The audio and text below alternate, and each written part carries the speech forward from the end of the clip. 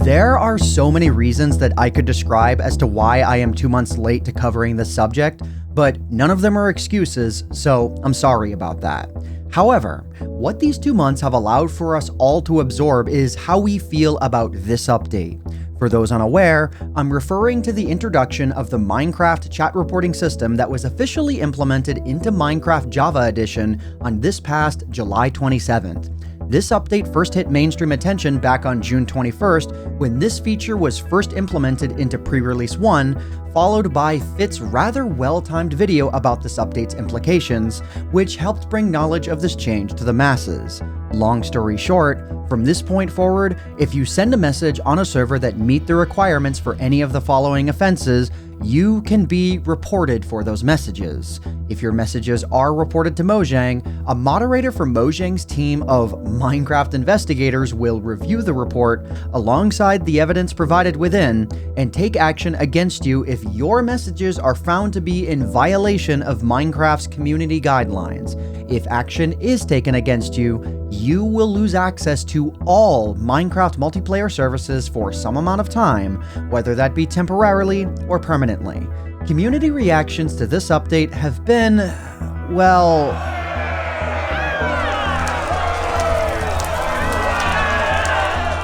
suffice it to say, emotions were flaring quite aggressively when this update first dropped. One side arguing that this update would protect the kids, and the other side arguing that their safety was actively being compromised with this update, given that Minecraft has always thrived on being a game for all to enjoy, no matter how niche their community. I don't support or advocate for any illegal behavior being tolerated, but to Mojang, I say, what happens to the niche communities that don't do anything illegal, but are otherwise only expressing their own free speech on the privacy of their own server with their own rules? What happens to 2B2T?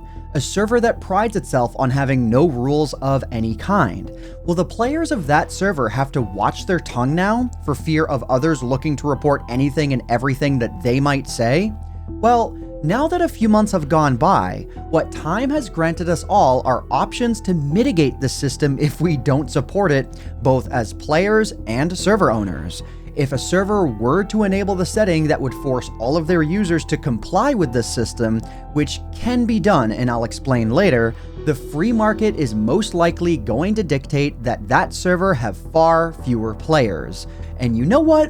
I'm alright with that. Any server that does require chat messages to be verified through Mojang's new chat reporting system are sending a clear message to those who connect that they wish for their users to be protected by Mojang. Either that, or it's a Minecraft Realm server, wherein the system is always enabled, or it's just a server using the default server settings, in which case, they should probably be protected too. This is... In case you didn't know, and you needed to be reminded twice that chat messages can't be verified. You know why I don't support this chat reporting system? Well, the reasons are plentiful, but setting the stage is just as important. You can't form a solid opinion without understanding the facts of the situation. This video is going to go pretty in depth as to how the system works and how it does not, so you can form a solid opinion of your own at the end of the day, because, ladies and gentlemen, we are not going back to a world without the chat reporting system. Do you like the idea of giving your exact street address to every single server and website you visit? If you answered yes, you're dumb. Fix that by investing in today's sponsor, NordVPN. If you don't want your ISP to know every single website you visit, check out NordVPN. If you don't want a Minecraft server owner to know your real IP address, NordVPN. Do you want to access a piece of content that's blocked from being viewed in your country? Well, try out NordVPN, hit a few buttons, and bam, now you can access it. Nord also offers NordPass, which allows for you to generate super secure passwords, store them in the cloud, which means you won't have to remember your passwords anymore because you can access them on any device. And there's also NordLocker, which allows for you to protect your files online within an encrypted cloud server. Check out NordVPN by heading on over to nordvpn.com/AntVenom and see if any of their plans will work for you. Again, that's nordvpn.com/AntVenom. In order to properly set the stage, I need to explain to you how the system works so that I can then explain to you how it does not. Whenever you send a message in chat from this point forward on servers running 1.19.1 or higher, and that's key, the server will receive more information from you than just the chat message itself. Instead of your messages looking something like this, now they look like this. All you really need to know here is that every message that you send from this point forward contains your profile ID, a timestamp for that message, the message itself, and something that's called a signature. This signature is what Mojang uses to verify that the message that you sent was not forged or faked in any way. To make a very long story short, this message signature is generated using something that's called a public key that anyone can obtain for your account, and also a private key, which only Mojang and the account holder should ever know. These details, alongside some other pieces of information that I'll get into later, generates each message's signature. Assuming the server doesn't make any attempt to modify your message once you've sent it, every player online at the time of you sending your message will receive this entire message packet, and only those who are online at the time of you sending that message can report you for it. The first curiosity that I want to address is what sort of control players and server owners have for enabling or disabling this feature. If it were possible for players to easily opt out of the system, it would be safe to assume that people would not be so upset about it. So let's break it down. First, for the server owners out there, if you are running an unmodified server that is specifically on version 1.19.1 or higher, there now exists an option within your server properties file called Enforce Secure Profile, which by default is set to true. While set to true, this option means that any player that tries to log onto your server without revealing their public key will not be allowed on at all. This is the same public key that I mentioned before that goes into generating your message signatures. Without this public key, any messages that you would send in-game would effectively become unreportable, as there would be no valid signature attached to any of your messages anymore. We'll get into that later on. If you want your server to be protected under this new chat reporting system, then keep this option set to true. If you do not want your server to be protected under this new system, and you want your users to have the option to make their own messages unreportable, then set this option to false. Now, let's say that you're a user connecting to a server that has this option disabled.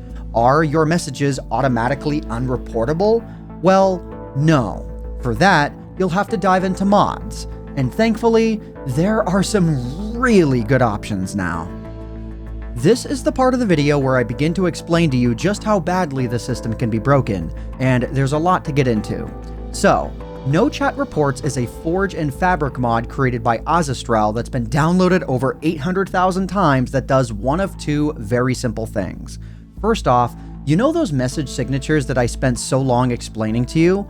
Well, in a nutshell, this mod strips out the signature from every single message that you send in-game. If you try to connect to servers that enforce secure profiles while using this mod, the mod will tell you that it needs to be disabled in order to join that server, and the mod does provide that option, but for every other server, this mod also prevents all of your messages from being reportable. If Mojang were to punish you for messages that they could not verify as genuine, what would even be the point of this system? If you're a server owner though, and you enable this mod as a plugin on your server, every single chat message sent on your server by all players will have their signatures removed as the server receives those messages. And it does this by converting everybody's messages to server announcement style messages, which are not reportable. Massive shout out to the No Encryption Spigot plugin, along with every other endeavor out there to give users the options that Mojang did not. If a server owner doesn't want any of their players to be able to be reported to Mojang, this is what they'll have to enable to guarantee that fact. Now, if you think that's the end of breaking the chat reporting system, you would be sorely mistaken.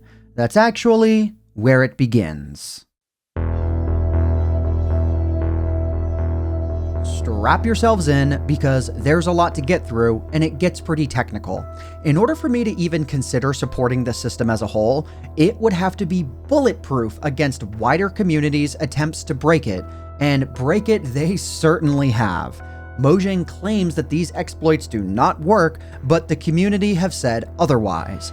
Now, everything that I've said and will say from this point on is purely for educational and informational purposes, and I do not encourage or endorse the use of these exploits, and you can be banned for using them, so be warned. The 3 exploits that I'm going to talk about today are named Gaslight 3, Girlboss, and Guardian. First up, Gaslight. When the chat reporting system was initially implemented, the way in which chat messages were signed was that each individual message was sent to the server with a signature attached to it. Gaslight 3's first predecessor, Gaslight 1, exploited this fact by allowing for you to entirely remove messages from your reports, thereby allowing for you to change the context of whatever was being reported in the first place, and it allowed for you to inject fake messages from yourself because through some code wizardry magic, you were able to generate valid signatures for your own messages, even if you never typed them in the server in the first place. If players could be reported for things that they never responded to, that would obviously be horrifyingly bad. Mojang responded to this exploit by implementing blockchain technology into every message's signature. It's funny that they did this right around the same time that they would ban NFTs from Minecraft, which we'll be covering on this channel very soon, so be sure you're subscribed if you don't want to miss that. Now, basically, in a nutshell, after Mojang patched the previous exploit, new chat message signatures would now take the previous chat message that was sent on the server into consideration when generating the next message signature. This means that you would need to receive a packet for every single message sent on the server, at least from the moment that you first logged on, and that includes receiving a packet for every single private message that anybody sends on the server, even if you were not the recipient of that private message. When you receive a message packet for a private message that was not sent to you directly, you'll still get that message's signature, but the message field will be blank. Both Gaslight 3 and Girlboss exploit this exact problem.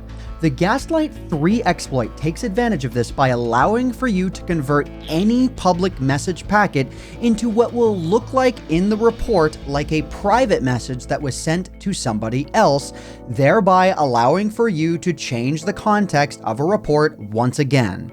You might think that you could be banned for asking an offensive question, and you can be, but for that exact problem, there exists another exploit called Guardian.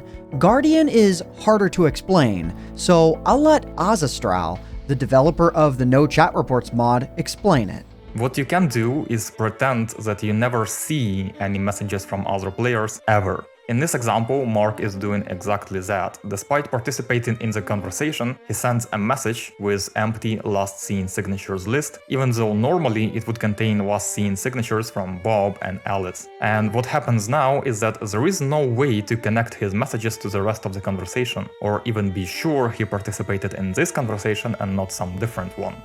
By the way, this video goes on for over 48 minutes, and Azastral has been instrumental in the community's effort to understand this system, so you should definitely check out the other videos he's made on the matter.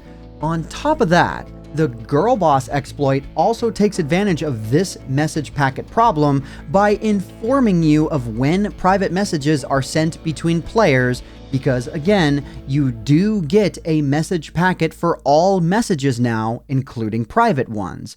The Girlboss exploit can also figure out who is sending a private message to who, even if it doesn't spill the beans on what that message packet contains.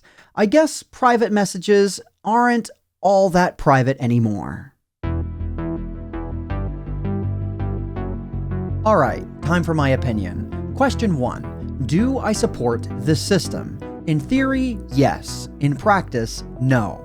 If this system were bulletproof against bad actors trying to break it, and if I trusted the Minecraft investigators to do their job correctly, then yes, I could support this system. Regardless of how any of us feel about this, you could argue that no matter what, increasing political pressure from various countries for companies to moderate the content of their platforms would have pushed Mojang down this path eventually, especially since most games already have a chat reporting feature of some sort. But as I've already explained, this system is not bulletproof. If bad actors are in any way, shape, or form able to abuse the system in order to get innocent players in trouble, then I can't support it because it's fundamentally broken. Then there's the trust issue. Why don't I trust Mojang to get this right? Well, it's because of Mojang's parent company, Microsoft. I'm not going to sit here and decry that everything Microsoft have done for Minecraft has been bad. That's quite simply not the case. Mojang could have sold out to EA Games back in 2014, and who knows where we'd be if something like that had happened. If another, less resourceful company were the ones to take the reins of Minecraft, we might not even be getting any updates of any kind anymore. I would also argue that the art department for Minecraft advertising have absolutely killed it ever since they took over. While Microsoft definitely have the resources to make Minecraft great, they often misstep in ways that are just downright confusing. Let's take Minecraft Console Edition for example. 4J Studios developed a beloved version of Minecraft, only for Microsoft to shut them down in favor of Mojang developing Minecraft Bedrock Edition.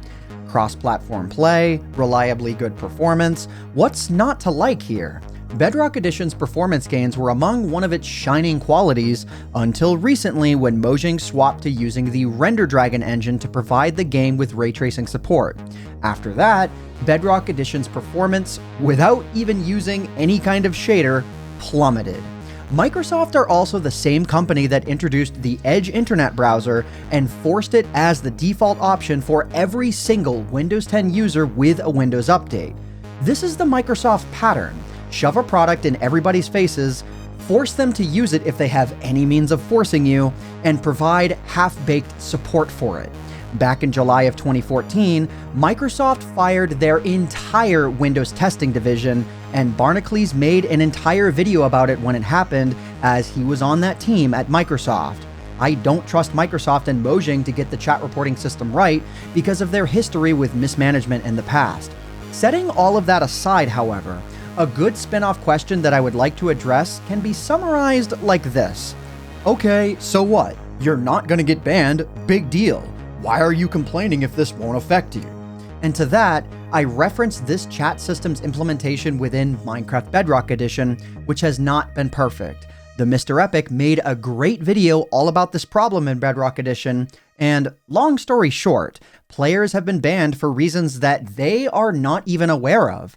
There are plenty of help articles that Mojang have provided us to better understand the system, but aside from that, it feels like they're choosing to play the radio silent card on nearly all fronts. When they're not radio silent, they say stuff like this. Yeah, okay. Why can Mojang not provide specific evidence before banning a player? RuneScape had evidence logs figured out 20 years ago. It's not that hard. Some parts of Microsoft seem to be getting better, and the design language of Windows 11 is, in my opinion, a reason for us to have some hope. But if players can get banned for very little in Bedrock Edition, what's to say that won't happen in Java Edition as well at some point? At what point do I blow the whistle again? Well, instead of worrying about covering such divisive topics that put players at each other's throats, all I'm going to do is recommend those who do not like the system to install the No Chat Reports mod and move on. We are not going back, and it's up to Mojang as to whether or not they'll actually improve the system to the point where we can all be happy about it. As far as I'm concerned, I'm going back to making fun videos about fun subjects and experimenting with Minecraft in fun ways. I hope you're game for that. So yeah, check out my Youtooz. Thanks to NordVPN for sponsoring this video. My name is AntVenom, and thanks for watching.